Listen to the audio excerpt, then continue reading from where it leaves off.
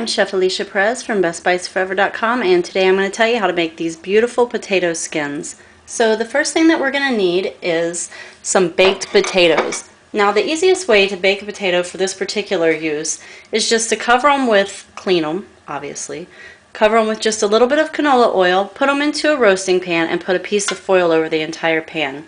Go ahead and bake them at about 425 degrees until they get soft. Once you get them out of the oven and they're soft, so you want to be able to stab into them pretty easily like this with a spoon, you're going to go ahead and scoop out the inside. The way that I did it is just like this. Do a little bit from this side, and again. You don't want to scoop this way because what you'll probably end up doing is tearing your potato, and then you're not going to be able to fill it. So just kind of V in there in a little bit of a scooping fashion, I guess. And then we're just going to go ahead and scoop the rest of that guy out just like that. And see, he comes out pretty easily.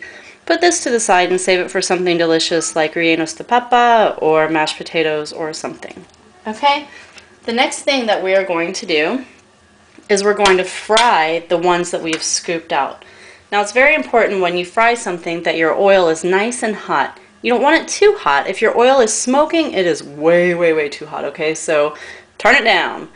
But what you do want is when you take your potato and stick it in there, you want some bubbles to happen, which, here they come. You hear the bubbles? Okay, so I'm just going to kind of scoop him in there so that I have a little bit of oil in the center. Get him nice and oiled up there. And go ahead and stick a friend in there with him. Okay, and I have a third one, so we might as well stick him in there too. I'm just going to let them fry for a few seconds on this side, and then I'm going to go ahead and flip them over because what I really want is that beautiful golden color on the other side. Not too incredibly concerned about cooking them at this point because we already did that in the oven. So just get a little bit of crispness going on the skin side of the potato. Very carefully, grab him like this. I don't want you to pinch him from his side because if you pinch him this way, you're going to have a little bit of trouble dumping the oil correctly, and it's really easy to burn yourself. So go ahead and just grab him this way and dump him all together. Okay, just like that. Nice and simple, easy to roll them over. Now when you do this, in a couple of seconds, you're going to notice that they're going to start bubbling and kind of popping up like he's starting to do. Don't worry about it. That's just what's going to happen because you have that air pocket in there where you hollowed it out. Don't even be concerned. Okay, so we're going to let them fry for just a few seconds, and what you're looking for is something like this. You want them to just get some nice color around the outside. Doesn't take very long.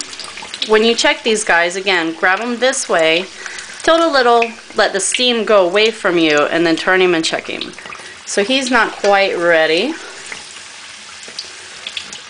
but they do go really quickly, so I'm going to say less than a minute in the oil is what they're going to take. So once you get them nice and fried to this beautiful golden color, we're going to put some stuffing into them. I'm just going to go ahead and turn this off because we are ready to move on whether they are or not. I'm going to remove these from my heat. Come on, little potatoes. When I put them on my sheet pan over here, I'm going to put them down because I want the oil to drain out of them.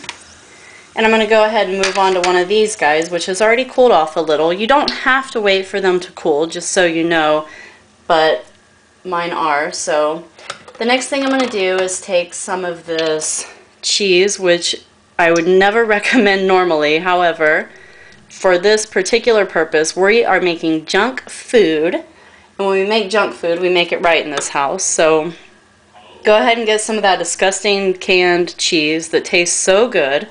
Fill the hole with it, okay? And then we're going to get some bacon. And don't be afraid to load it up because you are cooking at home. So you always want to have a nice, oh yeah, look at that. Fill it up, don't be scared. And then a big old pile of cheese right on top. And that is absolutely beautiful. This is what my guys look like before they go into the oven. Mash them down just a tiny bit. Make sure that they're kind of going over the sides. You don't want a whole bunch of cheese going over the side because when it melts, it's going to pour and it's going to get all delicious and melty inside the oven. So what you're going to do is go ahead and bake these at 425 degrees just until the cheese gets nice and melty. If you want to get that kind of goldeny look on top, put it on your broiler for about the last 30 seconds to a minute, but make sure you're babysitting your potatoes because if you burn your potatoes, they don't taste good. They taste like funky burnt potatoes.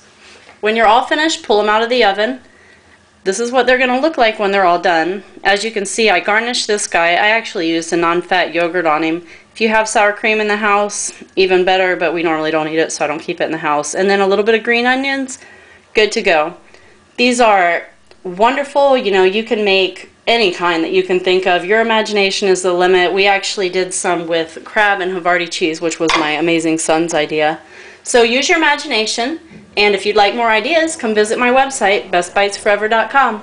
Happy cooking, everyone!